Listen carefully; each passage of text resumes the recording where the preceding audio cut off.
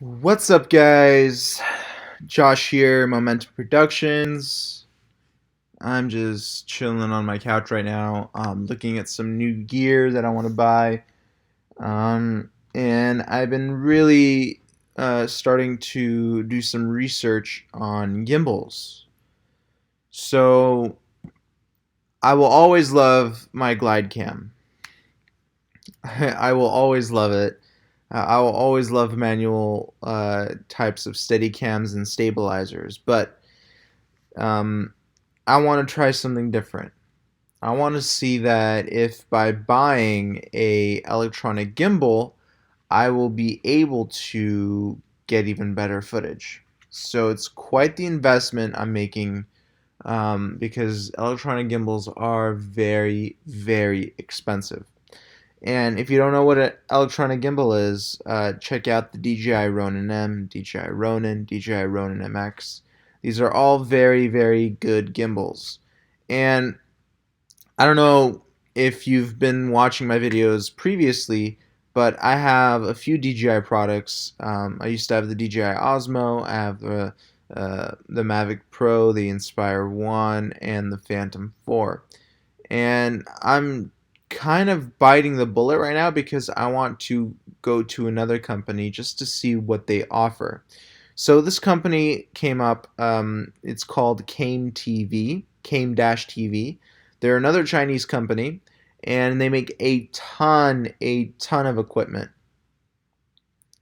So hey Sky Image, thank you for the comment. I appreciate that, man.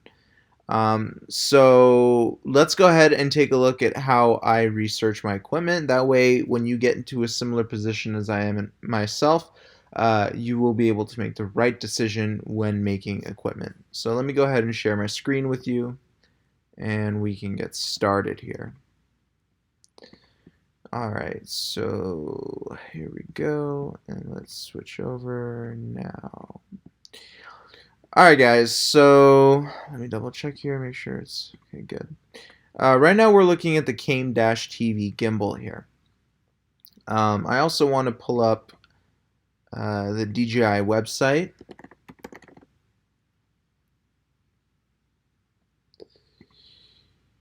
Okay, so oops. Okay, here we are. Here's the DJI website. Isn't that cool? They really started switching into more like of an Apple type thing. So let me go ahead and scale in just a little bit. That should be better. Yeah, cool. All right, so here's the DJI website. Let's check out their Ronin MX. And we're going to compare the two, the Came TV and the Ronin MX. So the Ronin MX, I've heard rumors that the red camera cannot simply be mounted on it. You have to buy some extra adapters and rods or something like that. So basically, you can fit a Blackmagic cinema camera and a Canon 5D and some other DSLRs or DSLMs like Sony. And another advantage it has is that it can be mounted on a matrice, which is really, really cool. So we're going to be looking at the Came-TV, the Came Argo gimbal, and we're going to be looking at the Ronin MX, and I'm going to tell you why I bought the Came-TV one over the Ronin MX. One of the biggest reasons was I just want to try another company. I want to see what other companies have to offer. Maybe there's a better company. I don't know. So I constantly like to buy from different companies. Yes, I know people are probably going to think, why isn't he supporting companies that are already good? Well, it's because I want to give each company a shot. One company might be better than another. So Came TV, if you look here, they make a ton of equipment. There's different gimbals. I remember they had one gimbal that came out, the first electronic gimbal that came out. It looked like a mess. Wires were hanging out. It really didn't look attractive. But now if we take a look at their newest gimbal here, the Argo, it looks fantastic. Take a look at this and take a look at the Ronin MX. I mean, let's see if I can get a better image here. I mean, look at that. Look how clean the Ronin MX is, and look how clean the Argo is. Isn't that great? When you're buying an electronic gimbal, there's a few things you got to look for. Ease of use. Appearance is a big deal because you don't want any weird wires hanging out. You got wires hanging out, they're going to snag onto something, and then you're going to rip out a motor or rip out a wire, and you don't want to do that. So basically, we're talking about 3-axis stabilization here. These are replacing glide cams, basically. They're all electronically powered by a battery, 3-axis pan, tilt, and roll, and that's what this new technology is.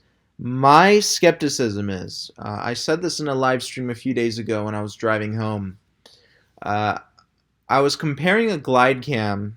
Let me switch to my webcam here. I was comparing a glide cam to an electronic stabilizer. And I had two theories, okay? What do you think is going to work better? Do you think a stabilizer that works with gravity is going to work better, or a stabilizer that's going to work against gravity? Okay, so glide cam works with gravity. There's no motors that are forcing it against some sort of force. That makes any sense. There is no, when you're talking about glide cam, it moves freely. All right, there's nothing holding it back from tilting or going up and down. It just moves on its own. It uses gravity to its advantage. However, when you look at an electronic stabilizer, you have something that's working against gravity. You have some motors that are fighting against weight. They're fighting. So what I've been thinking to myself is that an electronic gimbal is going to have a harder time to properly stabilize a camera when compared to a glide cam. So my Came-TV Argo is coming in on Friday. I will do a live unboxing of it. This will be my first electronic gimbal. Alright, and I'm still expecting a shipment from Poland coming in, and it's going to be also another similar kind of gimbal thing, but it's actually for a slider, so I can do time-lapse sliding moves, and I'm going to do a whole series on how to properly create a time-lapse. And this Polish company reached out to me to review their new equipment, so they're shipping me their gear. Shipping from Poland takes a while, so I'm waiting for that to come in. But anyway, as I said earlier, try to work with different companies. Give another company a shot. Don't always just stick to one company. Just make sure they have a good exchange policy or return policy. You don't want to risk, there is always a chance that you choose a bad company and you get faulty equipment each time. So make sure you check their warranty, their return policy, all that good stuff. That's one of the main reasons why I went to Came-TV. I wanted to try something different, and this is my first electronic gimbal. Now, let's go ahead and go back to the design. Let me switch to the view here. Go back to here, and let's take a look at the Argo again. I'm going to zoom in here. So let's talk about the base plate here. We're looking at the Argo, and let's take a look at the base plate here on the Ronin. Now, I've been watching a few YouTube videos on the Argo, and a lot of people are saying that it's easier to balance than the Ronin MX, and that is because it has fine-tune adjusting knobs. Take a look at these red knobs here on the bottom of the rods. These are fine-tune adjusting knobs, which are, within millimeter accuracy. However, the Ronin doesn't have that. The Ronin, you just use your hand to move up and down. To me, that is a big, big, big, big, big, big, big, big, big, big deal. I mean, that's what separates a glide cam from a cheap fly cam. Glide cams have those fine-tune adjustment knobs, and fly cams don't. So that's a really big thing. And it looks like the Ronin is a little bit more, it's a little bit harder to balance because these fine-tune adjusting knobs are very, very important because they make you adjust by millimeter at a time.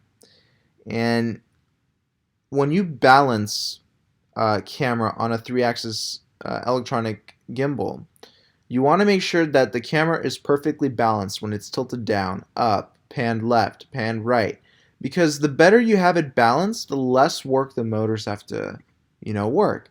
And, the more the motors work, the more battery juice it drains. The less the motor works, the less battery juice it drains. So that's another really important thing to look at. We also have a video transmission system on the Argo, wireless video transmission system. It's not an HD, but it gives you that cool feature. And for something that costs less than $1,300, I think that's a pretty awesome feature. I think the Ronin MX has that too. I don't know too much about it, but there seems to be some sort of unit here. I didn't read the specs on the Ronin yet, but I'm sure it has some sort of transmission system there. Also, let's talk about wireless control. Another huge great thing for both of these gimbals is that both of them can be wirelessly controlled. However, the Ronin uses a really big remote controller, the size of the Inspire 1 actually, or size of the older Phantoms. Look how, yeah, size of an Inspire. Look how big the remote controller is. That's actually not it. That's the Inspire remote, but it's a similar size. And the size of the remote on the Argo is this. See the difference? And it's also used as a joystick. I'm not sure if the Ronin M has a joystick. Doesn't look like it does. But yeah, it doesn't look like it does. But basically, what I want to use the stabilizer with, I really want to start shooting my Rob Riches videos with a stabilizer. It looks like there's enough clearance at the top of the camera where I can mount a Rode VideoMic Pro or even a lav mic. It looks like there's enough clearance. So I'm going to try and attach through hot shoe mount a wireless mic and see if I can actually use it. And I will not be buying a monitor for it. I have a monitor already, but another advantage of this thing I want is it to be light. All my cameras have tiltable screens, so I will manage. So that's good. But when it comes to electronic gimbals, I think it's a cool technology. I'm just a little bit skeptical of whether or not they'll be better than glide cams. Glide cams are about half the price. But when I review this thing coming in on Friday, you guys will be with me watching the live stream of the unboxing, and we're going to open it, test it out together, and see what it can do. Alright, so I appreciate you guys tuning in. This was just a quick little video updating you on some new gear I'm getting, and I want you all to have a nice night, and I will talk to you soon. Peace.